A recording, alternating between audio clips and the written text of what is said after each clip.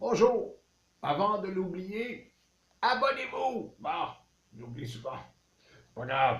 Le meilleur est à venir. Beaucoup de sujets intéressants. Aujourd'hui, un sujet fragile. Rempli de secrets, rempli de tabous, de pas des rétros, Satanas. Bon, aujourd'hui, nous allons parler du clitoris. C'est inconnu. D'ailleurs, ça a failli être un de mes titres. Le clitoris, c'est inconnu.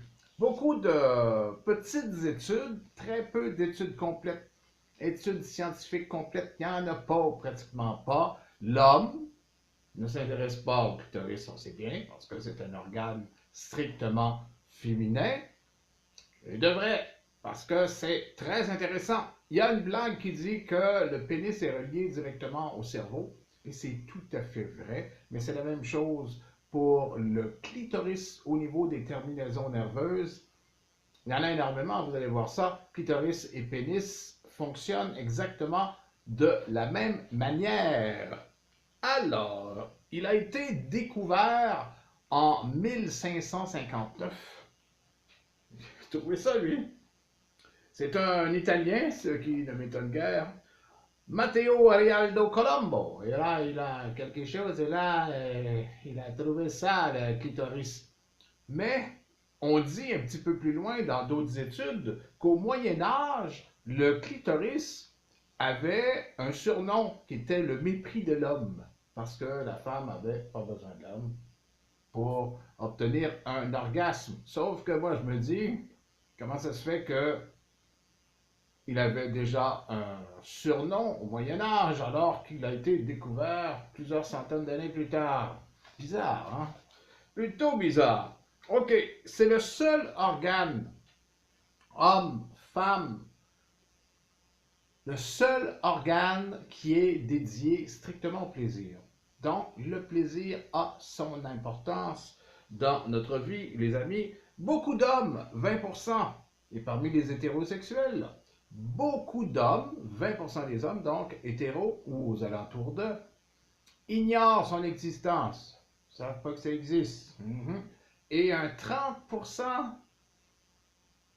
qui se rajoute, donc on est rendu déjà à 50%, qui l'ignore d'une autre façon, ce qui fait comme s'il n'existait pas. C'est pas des statistiques. Et en parlant de statistiques pas le fun, Freud, notre ami Freud, qui était un méchant fucké lui-même, eh bien Freud disait de l'orgasme clitoridien qu'il était immature, non complet. C'est bien.